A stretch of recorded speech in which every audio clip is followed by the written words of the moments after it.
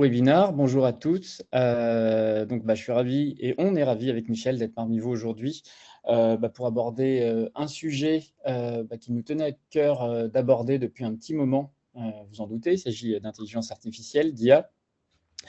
On va en parler là pendant les 30-40 prochaines minutes.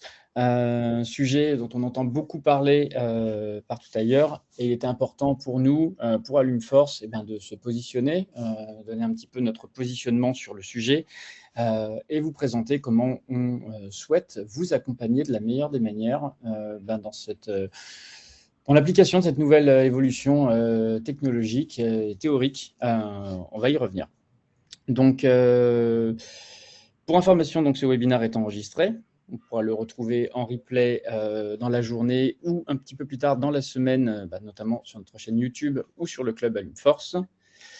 Dernière petite précision, vous avez, on l'a dit au tout début, une fenêtre de chat en bas à droite de la fenêtre de webinaire pour interagir avec nous tout le long. Donc, si vous avez des questions, des interventions, des remarques, écoutez, on compte sur votre participation pour alimenter le webinaire tout le long.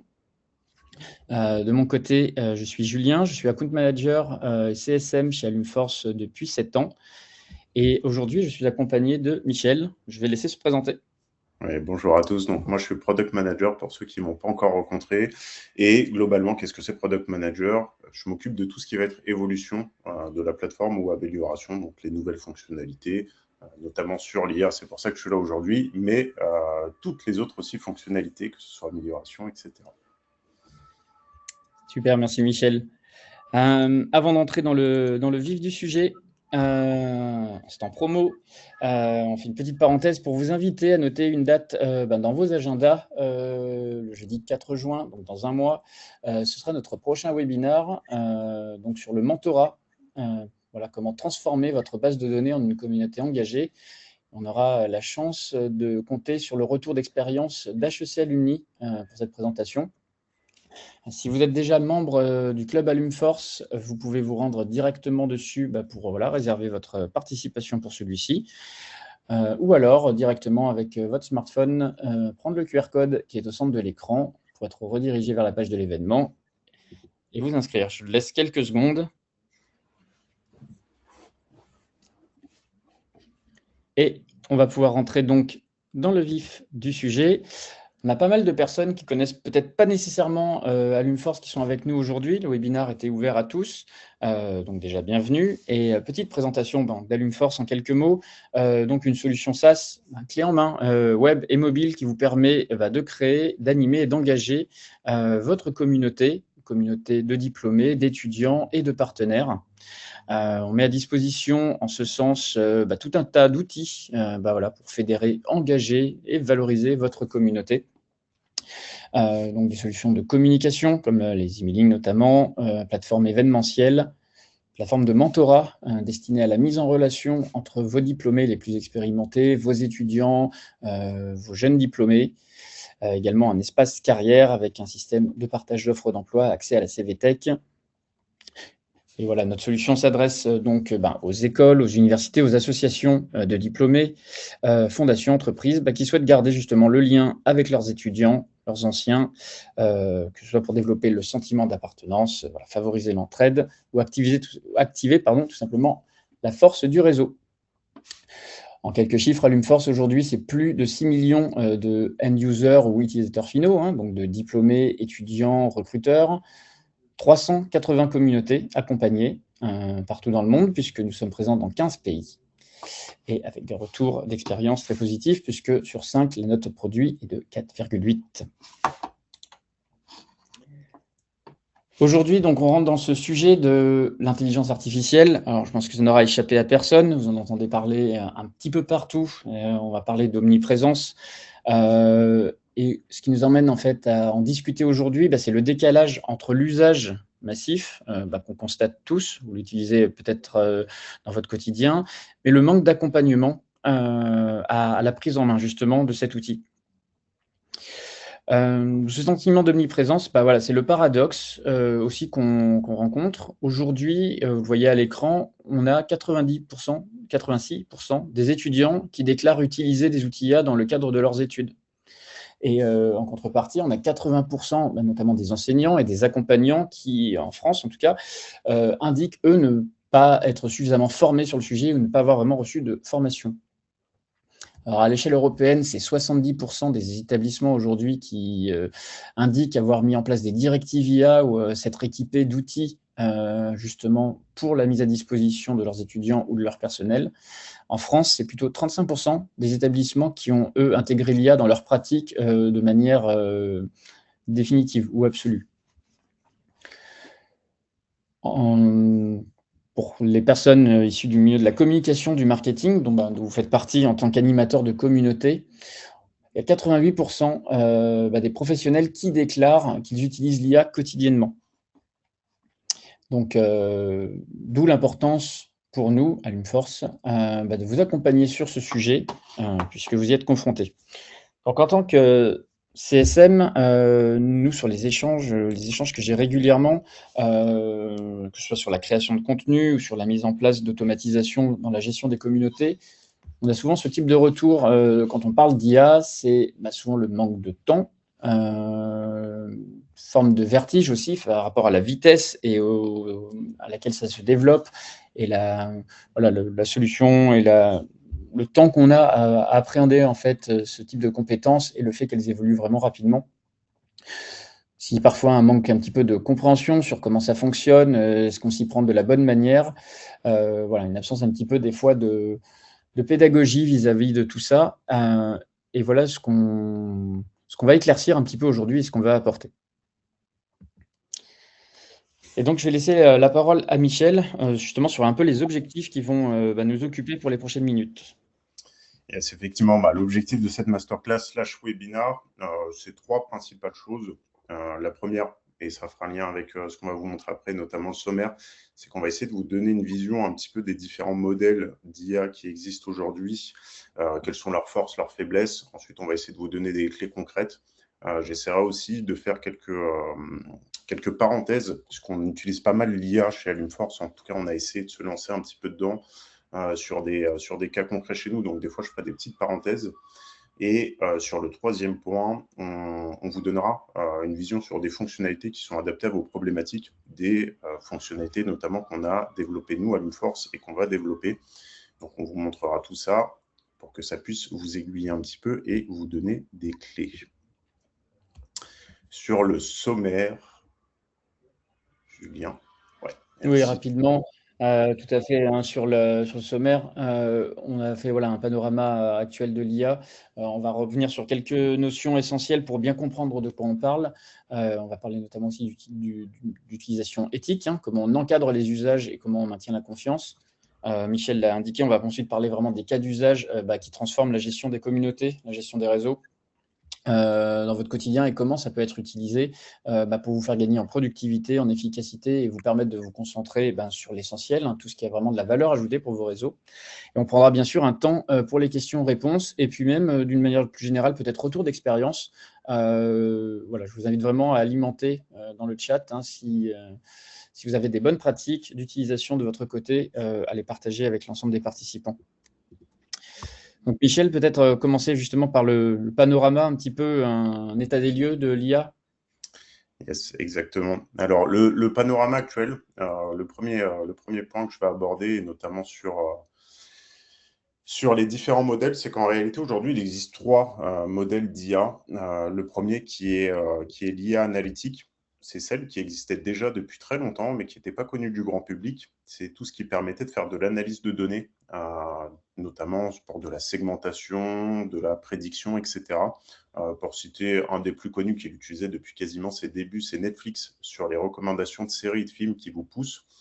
Derrière, c'était de l'IA analytique. En fait, ils analysaient toutes vos actions, ce que vous préfériez, ce que vous regardiez le plus, pour vous pousser au fait des recommandations. Donc ça fait des années que ça existe en réalité, mais c'était peu connu du public. Le deuxième type, c'est l'IA générative, celle que vous connaissez tous et qui s'est démocratisée ces dernières années.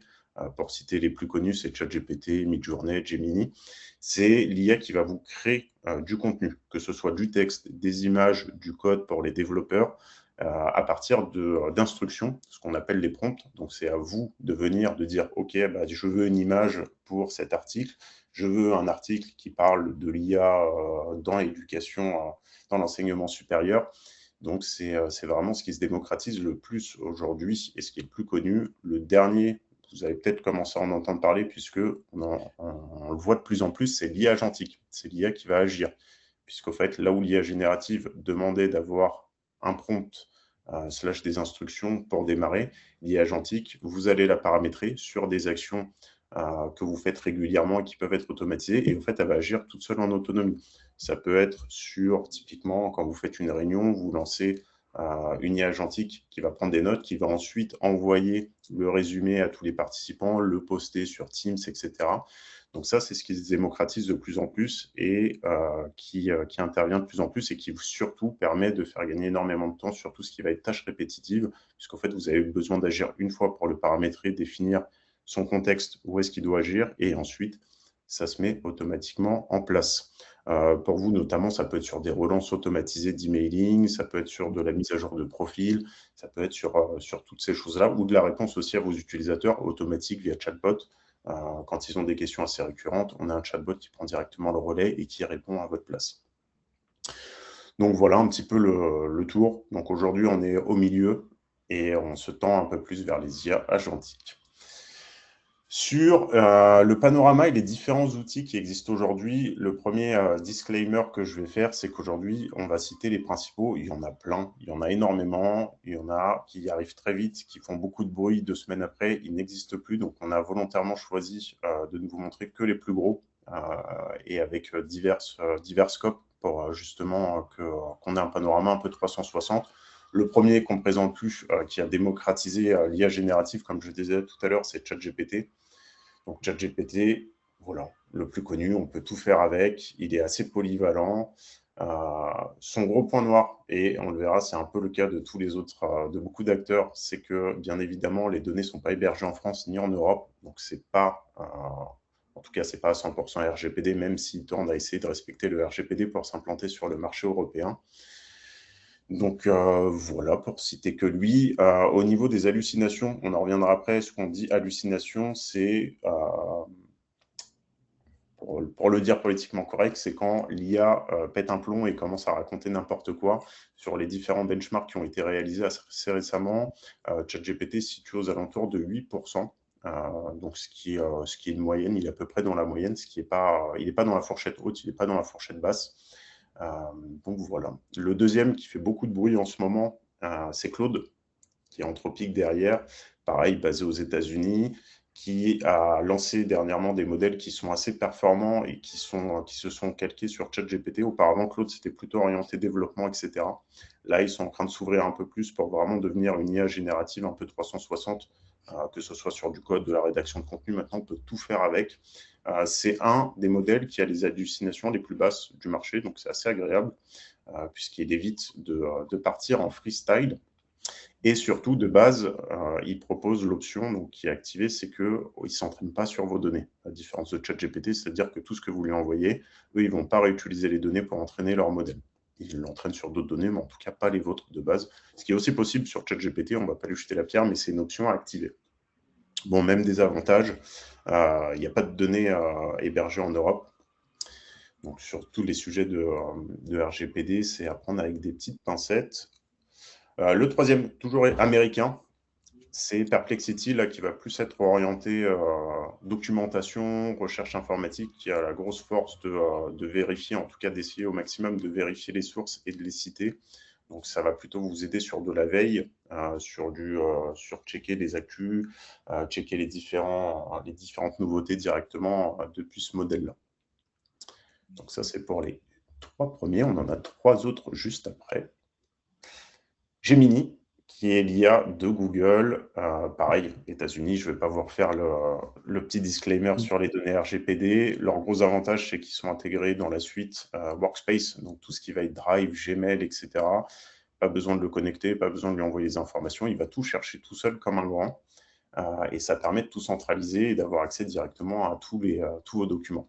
Par contre, c'est celui qui a le taux d'hallucination le plus élevé 12%. Donc, il a tendance à partir un peu partout, notamment du fait qu'il a accès au Drive et qu'il peut aller chercher n'importe quel document et qu'il prend n'importe quel document comme source de vérité.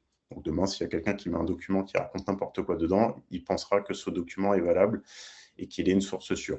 Donc c'est pour ça aussi qu'il a le taux d'hallucination le plus élevé. L'avantage, c'est que c'est une solution tout en un. Si jamais vous avez déjà Workspace, bah, au moins vous avez tout réuni au sein du même endroit. Donc c'est assez puissant. Notamment pour aller chercher des documents. Si vous avez un drive qui est un peu chargé et qui a beaucoup d'historique, ça permet de faire le tri assez rapidement. Celui du milieu, je vais le passer, on va le garder pour la fin. Je vais parler de celui à droite, DeepSeek, qui est le modèle chinois qui a fait beaucoup de bruit il y a quelques mois, puisqu'il a la grande force d'être beaucoup moins cher et beaucoup moins coûteux en termes de performance. Donc c'est vraiment, je crois que c'est l'acteur, en tout cas le modèle le moins cher aujourd'hui sur le marché.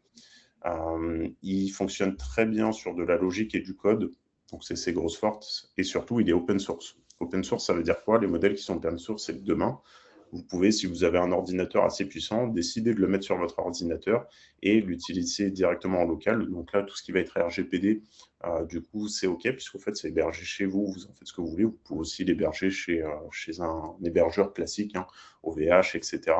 Donc c'est sa grande force. Bon, aujourd'hui, à prendre avec des pincettes, puisque en fait, c'est un modèle, en tout cas, qui est hébergé en Chine quand vous décidez de ne pas l'héberger sur votre propre machine. Donc, sur les données, pareil, même principe, tout ce qui est RGPD, on oublie. Et je pense que ça ne les intéresse pas beaucoup non plus. Le dernier pour la fin, on va faire un peu les chauvins, c'est le modèle français, Mistral, le chat. Le gros avantage et sa grosse force, c'est bien évidemment les données qui sont hébergées en Europe et qu'il est RGPD natif de base. Il respecte tout ce qui est RGPD, donc c'est vraiment sa grande force. Sa deuxième grande force, c'est aussi le coût. C'est un des abonnements qui est les moins chers en termes de mensuel. Il est à 14 € par mois versus entre 20 et 25 € pour les autres modèles. Et on en parlera après. Il y a aussi des tarifications un peu spéciales en fonction des différents acteurs.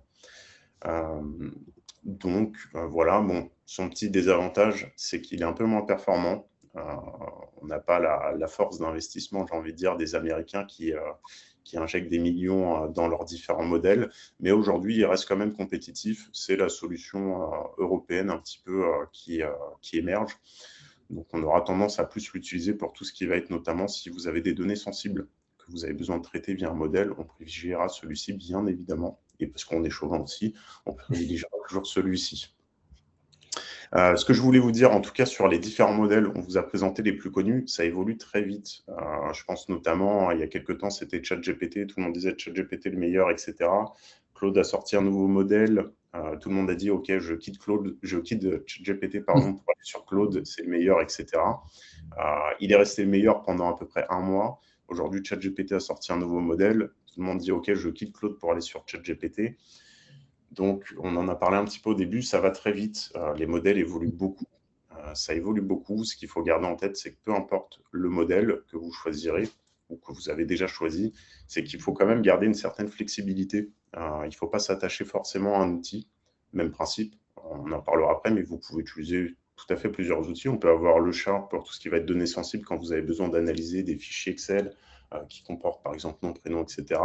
Pour des choses un peu moins sensibles comme de la création de contenu ou de la création d'emailing, vous pouvez utiliser des modèles qui sont un peu plus performants pour ça, type ChatGPT, Claude, et faire un mix. Mais en tout cas, il ne faut vraiment pas rester attaché parce que ça évolue très très vite. Il faut pouvoir switcher de manière assez rapide et surtout, et ce qui va arriver de plus en plus, c'est sur les coûts.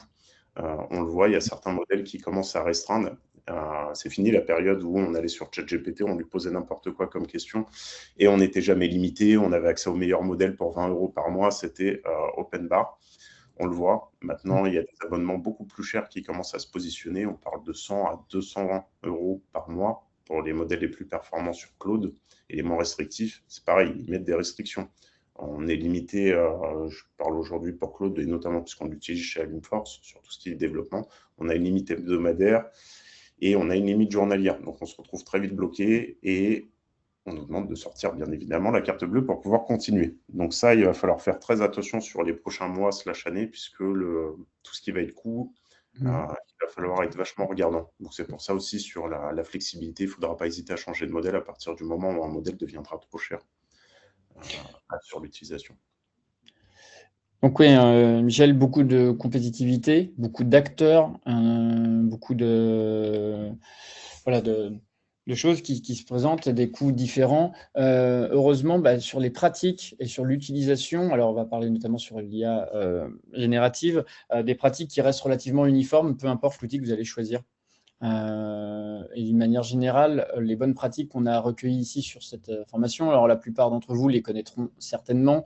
On va refaire une petite passe sur cette information. Si vous utilisez une IA notamment non souveraine, voilà, ne fournissez pas de données personnelles, ne traitez pas des fichiers Excel avec vos étudiants et vos diplômés directement dans ces outils-là. Privilégiez un outil souverain, on a parlé de Mistral notamment. Tester petit avant de déployer à plus grande échelle. Voilà, ça rejoint un petit peu l'idée de formation.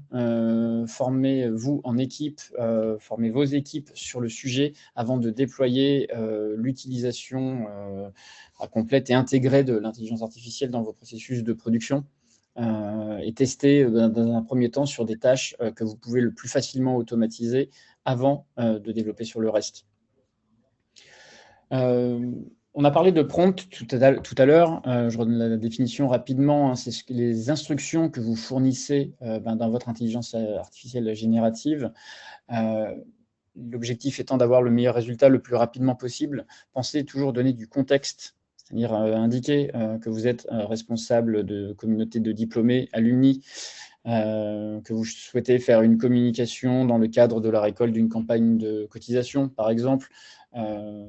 Donner un maximum d'informations tout en restant générique, donner ces informations-là, préciser la cible, à qui vous vous adressez, pour des diplômés, des jeunes diplômés qui viennent d'entrer sur le marché du travail ou qui sont possiblement en recherche d'une première expérience. Est-ce qu'on parle à des étudiants de première année ou au contraire des étudiants de master ou des doctorants? Est-ce qu'on parle à des professionnels qui ont quitté votre établissement il y a 5 ans, 10 ans, 15 ans et qui sont à des postes à responsabilité ou des postes d'encadrement? Plus vous précisez la cible, plus le contenu qui va en ressortir sera adapté à ce que vous souhaitez faire en termes de production de contenu ou de communication notamment, ou tout simplement de segmentation de votre base. Également, indiquer ce que l'IA ne doit pas faire. Mettez-lui des barrières, des contraintes. Ça directement vous orientez en fait le résultat vers quelque chose de plus précis. Enfin, et ça on en a tous fait l'expérience, n'hésitez pas à itérer, à reformuler jusqu'à avoir le prompt qui sera parfaitement adapté à vos besoins de manière à pouvoir le répéter plus rapidement les prochaines fois. Je vais spoiler un petit peu plus tard sur cette présentation, mais nous allons vous fournir justement une série de prompts que vous pourrez utiliser, vous, dans le quotidien, notamment si vous menez régulièrement des actions de communication dans la production de contenu et d'emailing. Donc, restez bien jusque-là, puisqu'on vous mettra un lien à disposition pour retrouver ces prompts. Donc, on a parlé un peu de ce qu'on peut faire aujourd'hui ou d'où on en est aujourd'hui. Michel, mais alors, quid de demain? Alors, quid de demain? Effectivement, là, vous avez c'est un peu dans l'ordre. Auparavant, bon, ça existe encore aujourd'hui, on a des IA qui sont un peu ce qu'on appelle en stand-alone, qui sont ultra spécialisées. Vous l'avez vu là sur la liste qu'on a évoquée juste avant, il n'y en avait qu'un seul, c'était Perplexity. Ça se faisait beaucoup avant, notamment Claude aussi, qui était ultra spécialisé dans tout ce qui était développement, qui commence un peu plus à s'ouvrir. Donc, il en existe encore, il y en a certaines qui se lancent, qui sont très performantes, mais on tend quand même plus vers des modèles 360 aujourd'hui, qui sont un peu performants partout. On a aussi des solutions IA 100% connectées à l'écosystème. Pour citer Gemini, dont on a parlé, l'avantage, c'est que c'est tout en un. Vous regroupez à la fois ce que vous utilisez tous les jours avec votre modèle IA. On a aussi, et on va parler un petit peu des MCP. Le MCP, pour vulgariser très rapidement, c'est un peu le port USB-C de l'IA. C'est un connecteur qui permet à votre IA d'aller se connecter un peu partout sur différents logiciels, différentes plateformes. On pense à Claude qui peut tout à fait aller se connecter à la suite Google Drive, qui peut aller se connecter sur des interfaces Microsoft, Figma pour ceux qui font un petit peu de design, etc., ou même Canva. Donc ça, c'est ce qui s'est lancé récemment et ce qui permet d'avoir ces outils justement un peu 360 aussi, qui permettent de se connecter partout.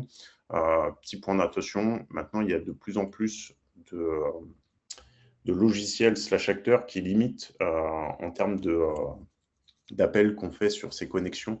Je pense notamment entre Claude et Figma, puisque Figma propose leur propre solution maison d'IA, etc. Figma a fait un MCP pour pouvoir que Claude se connecte. Aujourd'hui, ils mettent des limitations dessus en disant attention, ok, c'est bien. Par contre, si tu veux vraiment utiliser à fond l'IA chez nous, il va falloir prendre notre modèle à nous. Donc ça, c'est pareil, c'est ce qui tend de plus en plus, mais il y a plein de limites qui sont en train de se créer et de s'imposer. Donc ça va être assez, on va se retrouver dans un système où en fait on devra multiplier les abonnements, donc ça va être assez compliqué. Et bien évidemment, ce qui tend de plus en plus, c'est l'IA de demain, et vous l'avez vu, on va parler de nous, mais je peux citer les plus connus, HubSpot, etc. Chaque prestataire actuel essaye d'embarquer l'IA directement en natif au sein de la plateforme. Il y a plusieurs avantages à ça. Le premier, c'est que l'IA est spécialement faite sur des fonctionnalités qui sont dans la plateforme. On en parlera un peu plus tard pour Alumforce. Et surtout qu'elle a accès directement aux données et elle sait quelles données font quoi et sont pourquoi. Typiquement, demain, on lance une IA Alumforce qui vous permet de créer des segments d'utilisation. On saura par rapport aux différents profils, lesquels aller chercher, etc. Puisqu'en fait, ça sera les données. C'est nous qui lui aurons dit d'aller où chercher, etc. Donc, vous, ça vous fait gagner du temps. Donc, demain, c'est ce qui tend de plus en plus, et on le voit avec tous les acteurs. Et nous aussi, notamment, on vous en parlera un petit peu plus tard. On tend, bien évidemment, vers ce modèle-là. Oui, rapidement, on va donc passer sur le deuxième volet, donc IA et éthique. Voilà, comment encadrer les usages et maintenir la confiance. Là, Michel, un petit point, voilà, des points d'attention en tout cas sur les principaux risques aujourd'hui d'utilisation de l'intelligence artificielle ou sa consommation. Effectivement. Le premier risque, et on le connaît tous, c'est la confidentialité, souveraineté des données. Aujourd'hui, bon, honnêtement, tout le monde ferme un petit peu les yeux sur comment sont utilisées les données derrière, etc. C'est un peu le désavantage à cette accélération de l'IA qui va très vite. C'est qu'en réalité, si on ne veut pas être perdu, on est obligé de suivre le rythme. Suivre le rythme, aujourd'hui, malheureusement, ça veut dire fermer un peu les yeux sur certaines choses. Et pourtant, il faut pas, puisqu'on l'a vu, hein, les principaux acteurs aujourd'hui sont des acteurs qui ne sont pas conformes au RGPD à 100%, qui hébergent pas les données en Europe, qui certes n'entraînent pas les données de leur modèle avec les fichiers que vous leur envoyez.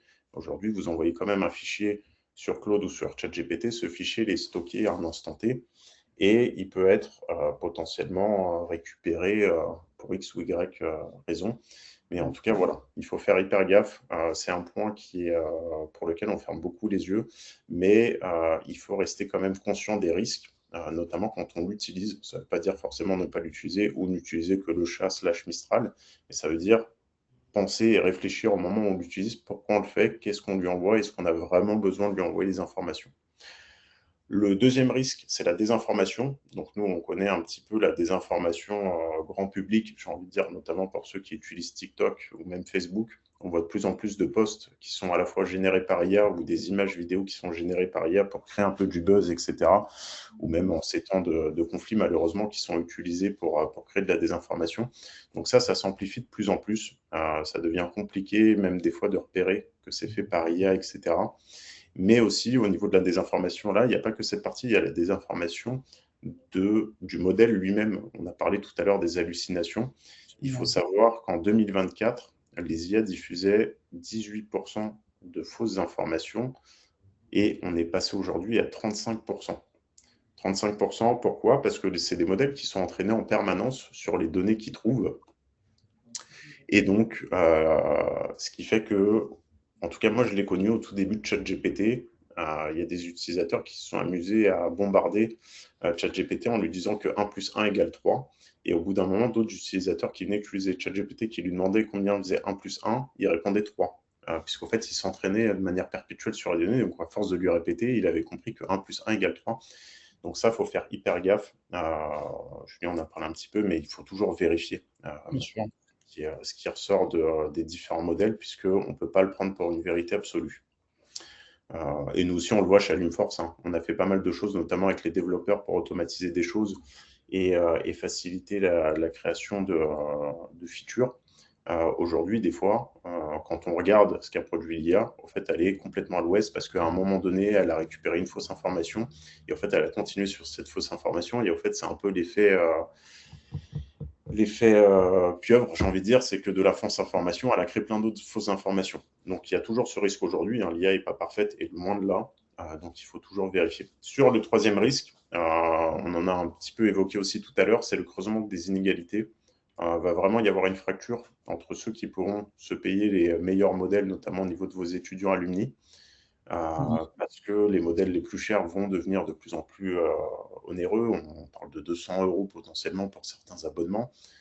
Et donc, on aura vraiment deux types. C'est ceux qui n'ont malheureusement pas les moyens de se payer une IA performante et ceux qui auront des IA hyper performantes qui leur permettront d'aller beaucoup plus vite. Donc ça aussi, c'est un risque qu'il ne faut pas prendre à la légère sur les coûts et notamment les inégalités que ça va creuser.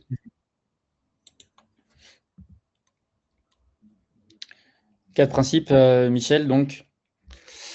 Effectivement, ça c'est, on s'est un peu basé sur nous, ce qu'on a fait chez Alumforce. Pour vous donner un ordre d'idée, tout le monde l'utilisait un petit peu à sa sauce. On en avait, moi le premier, j'avais mon propre abonnement de ChatGPT. Évidemment, je faisais attention aux données que j'envoyais, ce qui est pas le cas de tout le monde à chaque fois. Donc on a un petit peu positionné quatre principes. C'est ce qui fonctionne bien et c'est ce qui nous a permis d'avancer de manière assez fluide et de mettre tout le monde un peu sur le même pied d'égalité.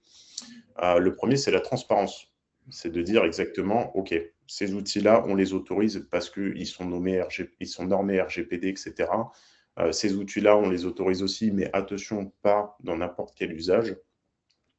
Donc, l'idée, c'est de créer une charte, que ce soit une charte informatique ou une charte spécialisée IA, comme on l'a fait chez Alumforce, qui définit clairement, OK, voici les modèles qu'on peut utiliser, voici dans quel cadre on peut les utiliser, tout le reste, c'est interdit et c'est non négociable. Typiquement, aujourd'hui, envoyer un fichier, envoyer un export qu'on ferait sur votre instance à ChatGPT pour lui demander d'analyser X ou Y données. Si jamais je le fais, je ne serai pas là pour animer le prochain webinaire, je ne vous cache pas. Mais c'est important parce qu'aujourd'hui, tout le monde l'utilise un petit peu de son côté. On ne sait pas où vont les données, on ne sait pas ce qui est hébergé. Il faut pouvoir garder la main dessus. Même principe, l'idée, c'est qu'on a un abonnement commun qui permet quand même de vérifier ce qui est envoyé, les prompts qui sont générés, etc. Donc, il faut garder la main dessus. C'est indispensable pour éviter justement tous les problèmes liés à la sécurité qu'on a vus avant. Le deuxième principe, c'est la spécialisation. C'est bien évidemment, comme je vous l'ai dit, il ne faut pas forcément se cantonner à un seul modèle. Il faut utiliser des outils qui sont spécialisés. Demain, on lance un nouvel outil sur Alumforce, dont on vous parlera un petit peu après. Mais voilà, ça fait partie des outils que vous pouvez utiliser, que vous pouvez intégrer dans votre charte en disant, OK, cet outil, il est spécialisé pour nous, on va privilégier celui-ci. Demain, on a des données sensibles à traiter, on va privilégier Mistral, etc. Le troisième, c'est la formation. On le voit. En fait, aujourd'hui, tout le monde évolue à des niveaux différents par rapport à l'IA. Déjà, ça prend beaucoup de temps, l'IA, en réalité. On parle du temps que ça fait économiser, on parle très peu du temps que ça prend parce que c'est assez énorme.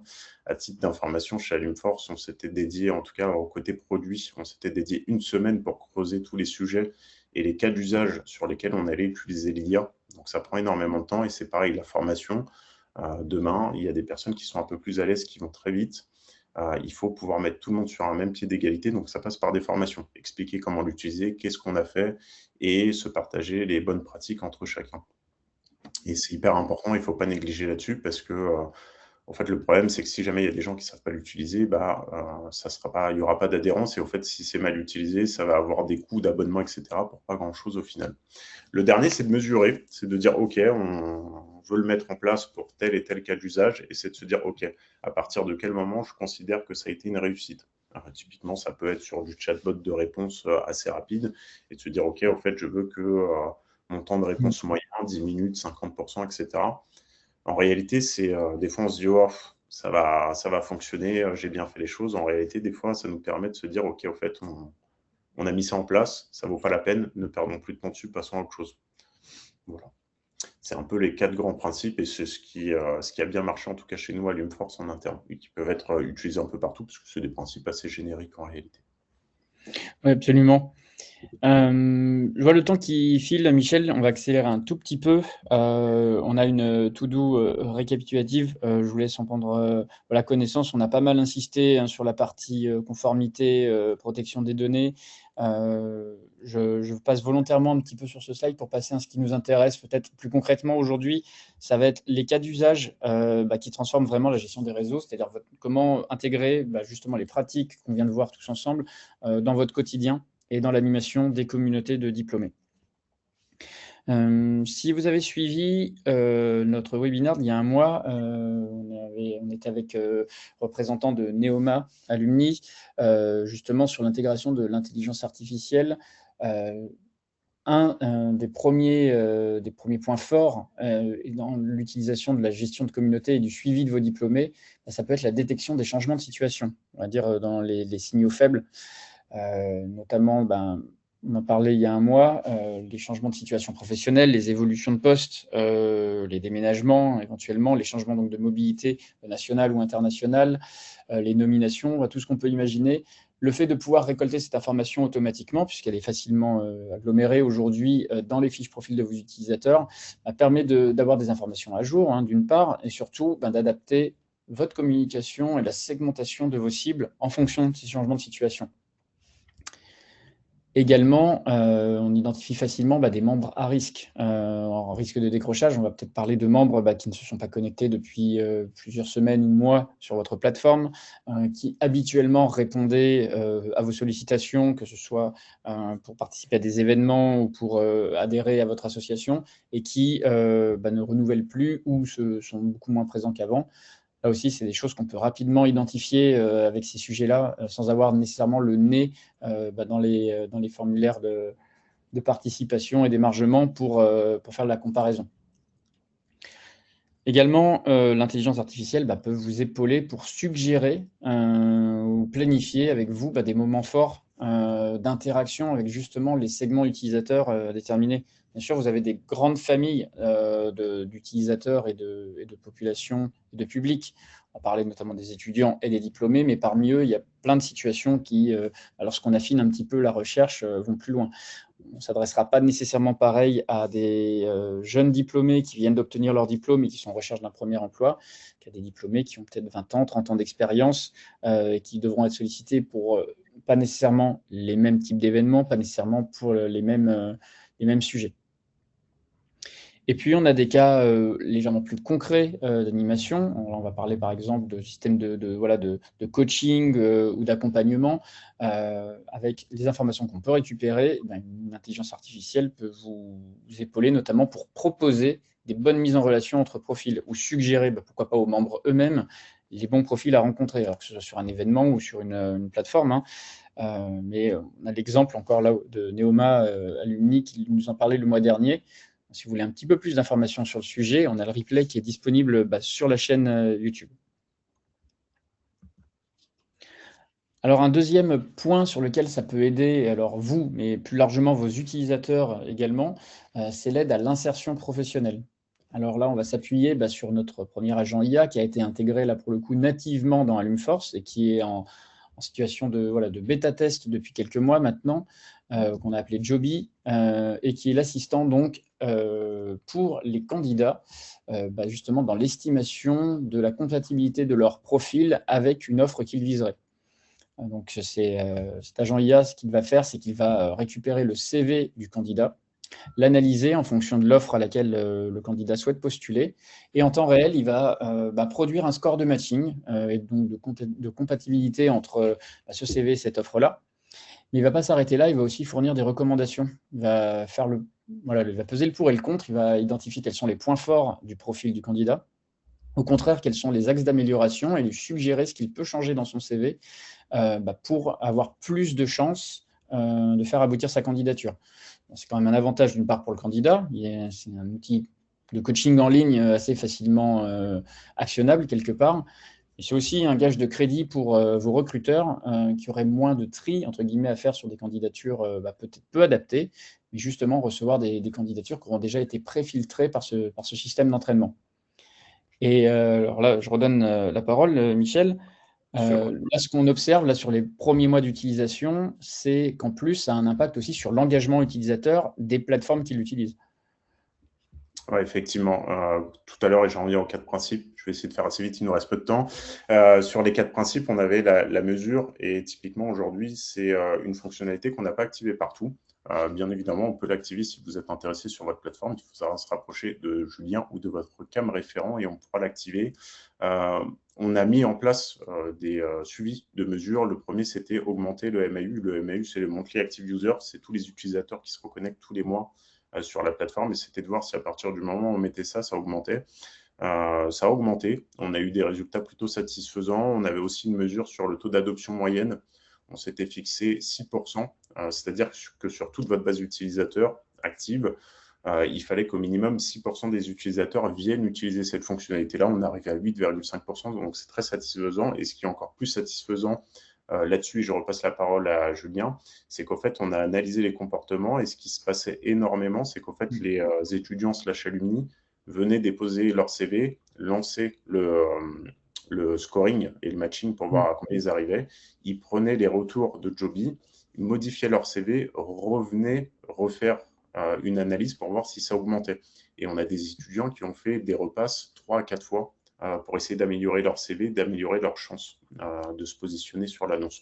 Et c'était le but de Joby, donc ça a plutôt bien fonctionné. Oui, exactement. Ça corrobore justement l'objectif de cet outil, de cet assistant. C'est épauler le candidat dans l'affinage de son CV de manière à ce qu'il puisse donner la candidature la plus pertinente possible. Et justement, là, on est sur une période de recherche d'alternance, notamment. Vous avez aussi des temps forts sur les recherches de stage, sur les recherches de premier emploi. Je m'adresse notamment à ceux qui s'adressent à des communautés d'étudiants ou de jeunes diplômés qui, et on l'a vu, quasiment 90% utilisent déjà des outils d'IA, que ce soit dans leurs études, mais j'imagine également dans leur insertion professionnelle. Et ben, avoir cet outil de votre côté déjà intégré sur votre plateforme, c'est aussi un élément différenciant qui peut vous permettre d'engager vos communautés. Autre avantage, Michel, c'est faciliter peut-être l'accès au support. Effectivement, pour ceux qui viendront aux rencontres qu'on organise en juin, vous aurez accès à plus d'informations. Je ne spoil pas trop. L'idée, c'est aujourd'hui, en tout cas pour vos cas d'usage, ce qui est le plus énergivore, c'est répondre aux questions assez récurrentes. Je n'arrive pas à me connecter, je ne retrouve pas mon mot de passe, etc. Donc, c'est un des cas d'usage les plus faciles à traiter, en tout cas aujourd'hui, avec les modèles qui existent, pour pouvoir traiter toutes ces demandes facilement et de vous faire gagner réellement du temps. Après, on en revient toujours aux quatre principes. Vous devez mesurer, vous fixer des objectifs, etc. et voir si ça fonctionne réellement. Mais en tout cas, aujourd'hui, c'est sur les cas d'usage qui fonctionnent le mieux avec les IA. Donc, mettre en place un petit chatbot, vous implémenter et le nourrir avec tous les cas et les questions que vous avez régulièrement pour qu'ils prennent le relais. Bien évidemment, il ne faut jamais fermer entièrement, et notamment sur les chatbots, la possibilité de contacter directement quelqu'un, puisque sinon, vous allez engendrer encore plus de friction sur les utilisateurs qui ne veulent pas forcément parler à une IA, ça arrive beaucoup, ou ceux qui ne trouvent pas de réponse parce que pour X ou Y raison, ça n'a pas été documenté. Donc, c'est un des cas d'usage les plus courants, et on vous en fera bientôt, je l'espère, une petite démo, en tout cas pour ceux qui seront là aux rencontres. Voilà. Donc, sans spoiler, c'est un peu dans les cartons, Michel. Petit peu.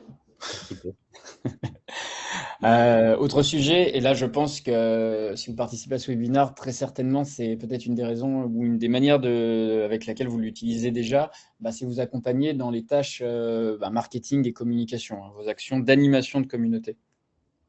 Donc dans la génération notamment de ce qui va être des contenus rédigés, donc peut-être les articles, vos newsletters, peut-être même que vous l'utilisez jusqu'à pousser un petit peu la mise en forme.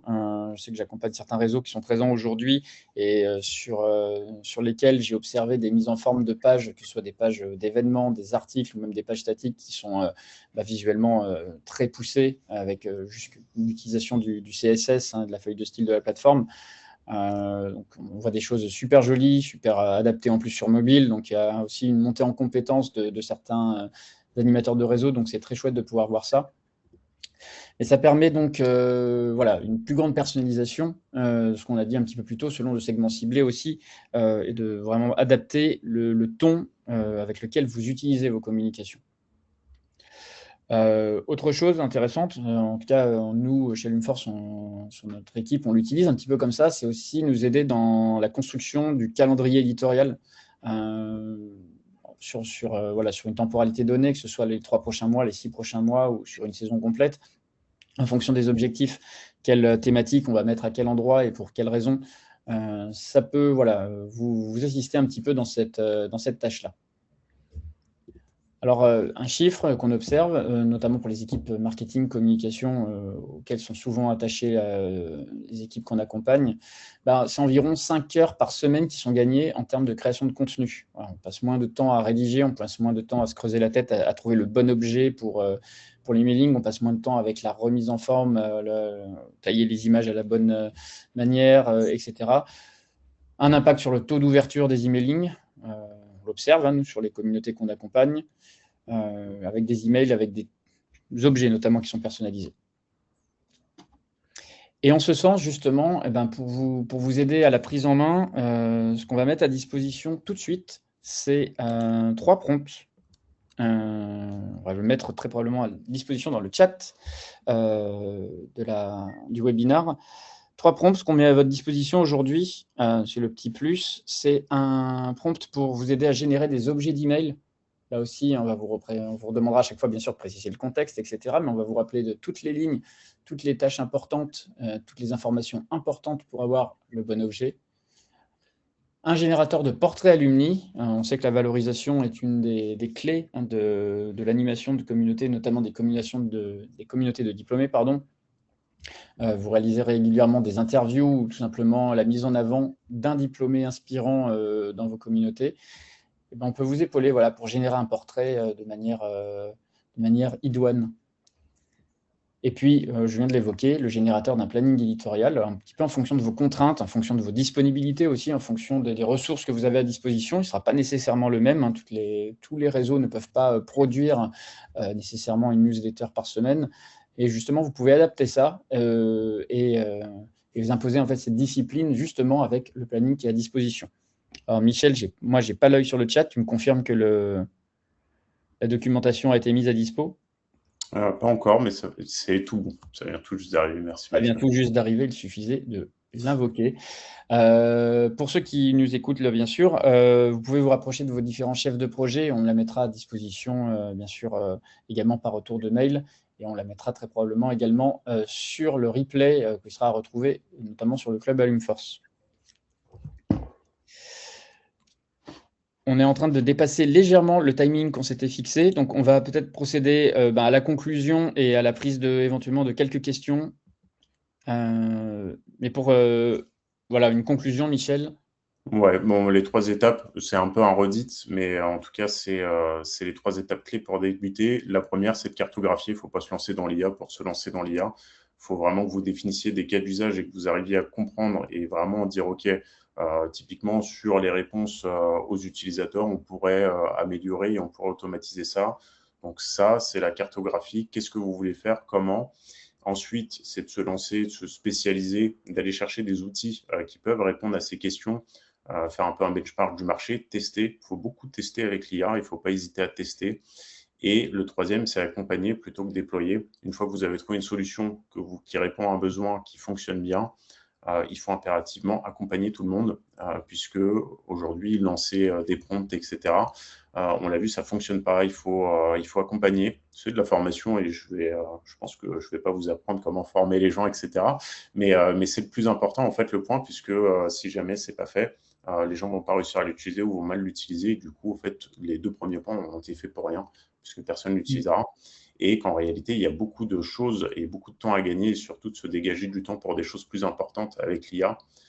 Donc, pour moi, sur les 3 points, c'est le point le plus important aussi. Parfait. Alors, on va prendre peut-être quelques remarques ou questions-réponses. J'ai vu qu'il y en a eu plusieurs le long du webinaire qui sont tombées. À chaque fois, on était en train de courir un petit peu après la montre, donc on ne les a pas prises au fur et à mesure. Je les reprends. En tout cas, merci.